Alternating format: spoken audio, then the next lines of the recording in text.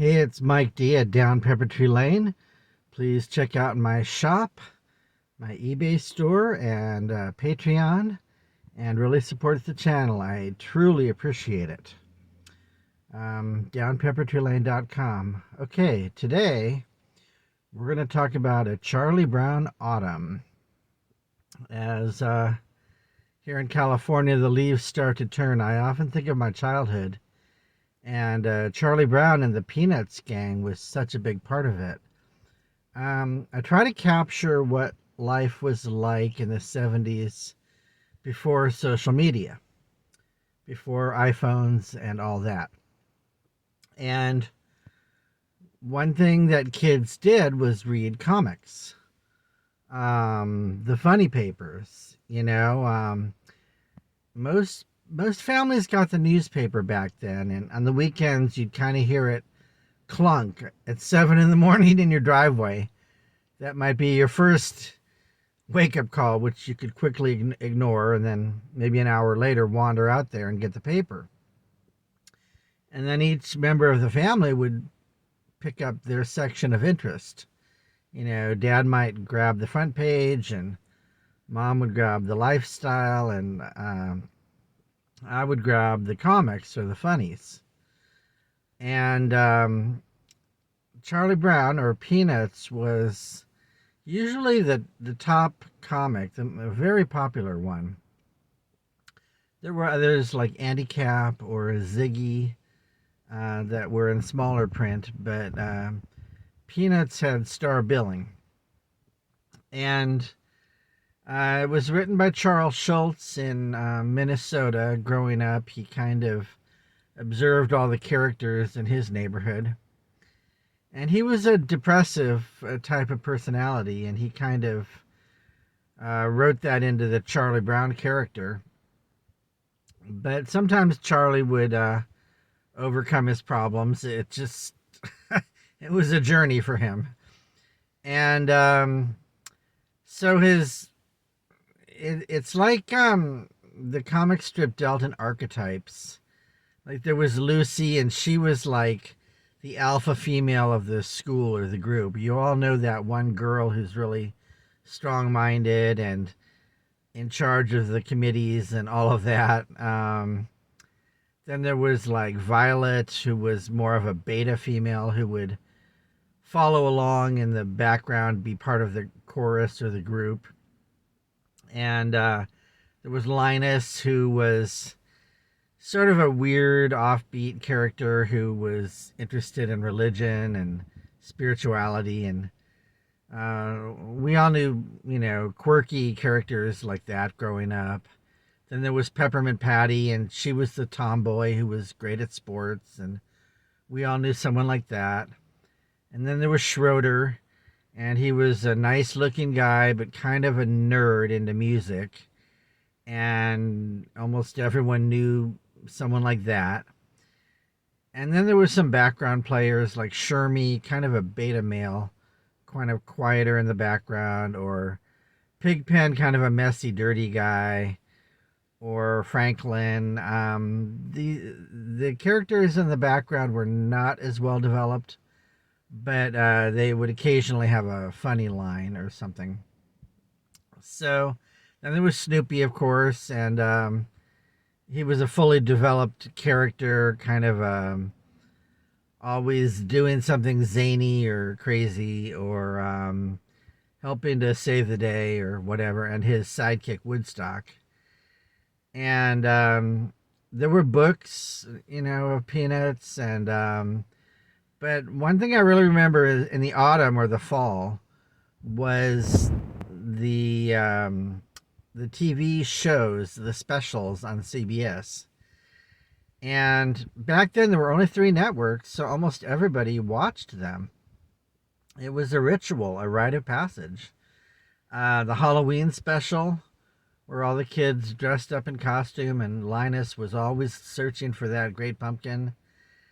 And we would go out to pumpkin patches at that time, and it was a really fun event to carve a pumpkin and watch that special, sometimes in the same night.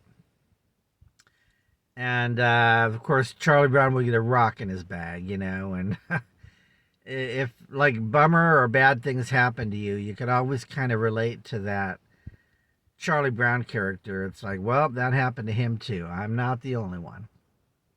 And then there was the Thanksgiving special. That was a lot of fun. Another one of these rites of passage. And, today everything's very fractured with social media. Someone can be a star on YouTube with 1 million followers or Instagram with 2 million followers, but the rest of us have never heard of them.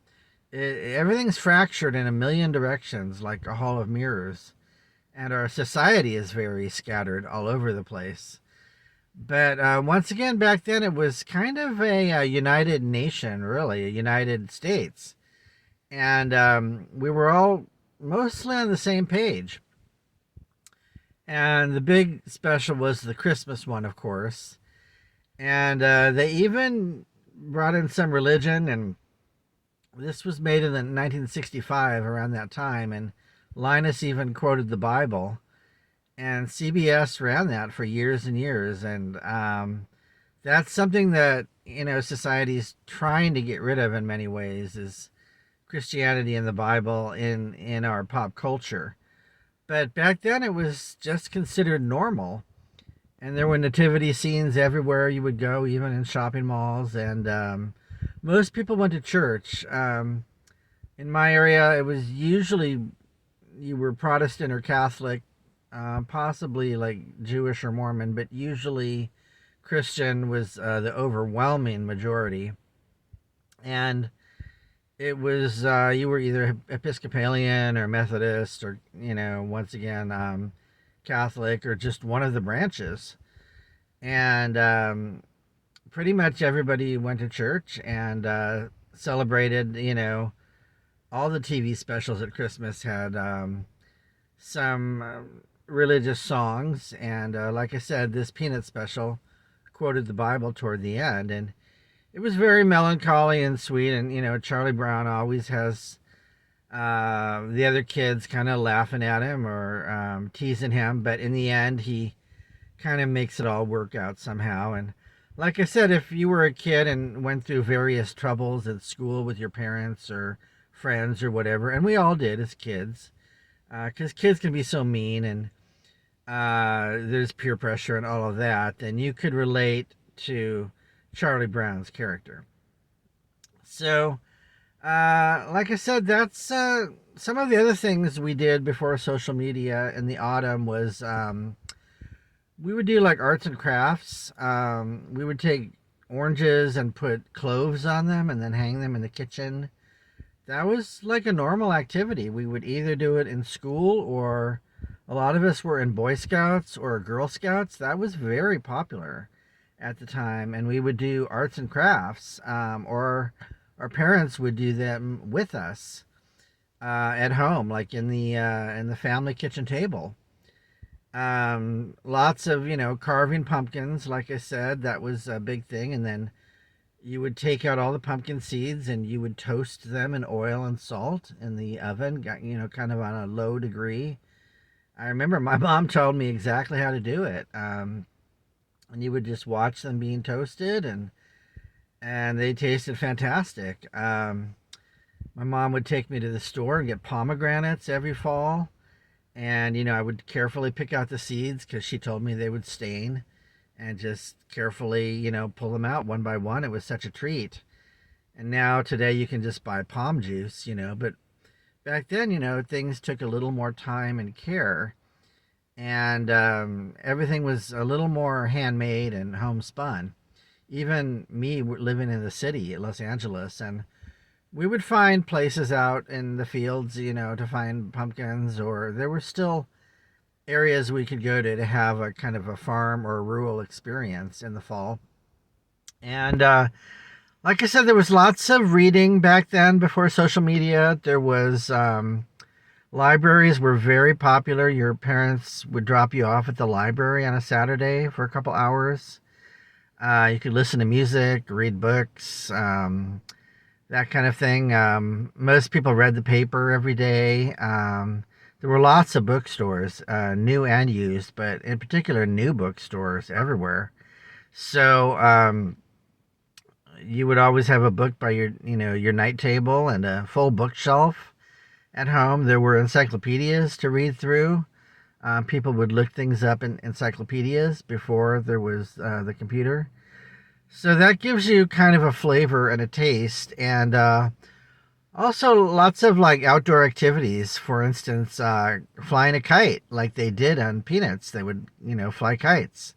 We would go to vacant lots and ride our bikes over to them and then fly a kite and spend a couple hours doing that. Lots of physical activity, lots of exploring around, kind of hide and seek type of games, and a lot of board games, things like Monopoly and chess and Sorry, and a lot of card games. You would invite friends over for card games and such, and maybe have fondue. That was a really 70s thing where you would melt cheese and dip bread and meat into fondue and have a big card game afterwards.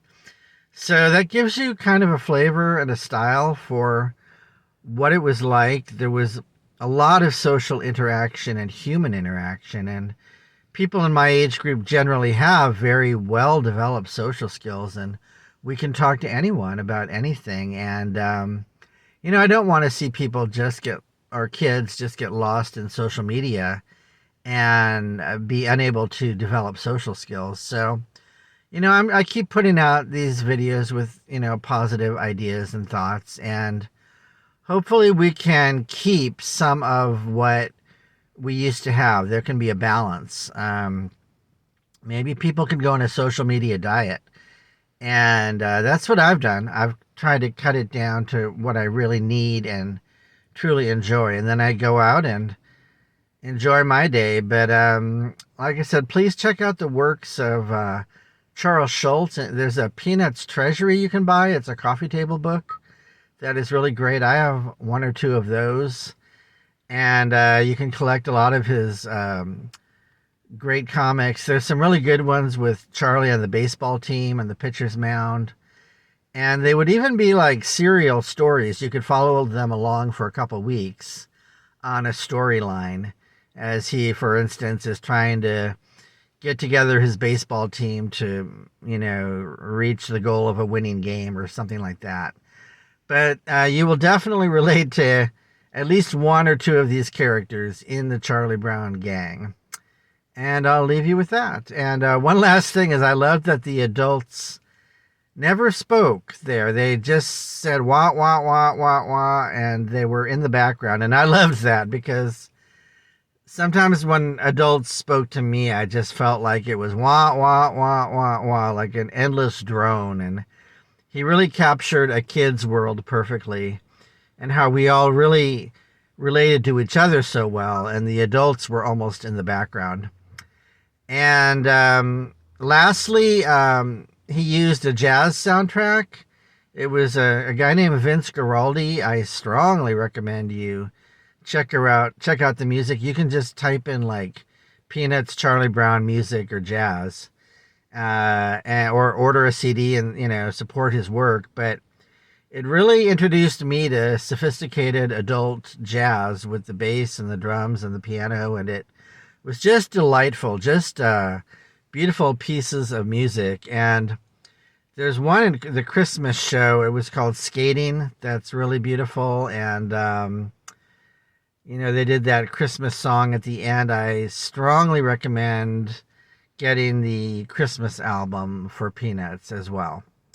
All right, I'm Mike D down at downpeppertreelane.com. Like, subscribe, Patreon. I really need a few people to step forward and pitch in financially. That would help so much. That would be great. And buy something at the shop, collectible or jewelry, or donate on Patreon. Thank you.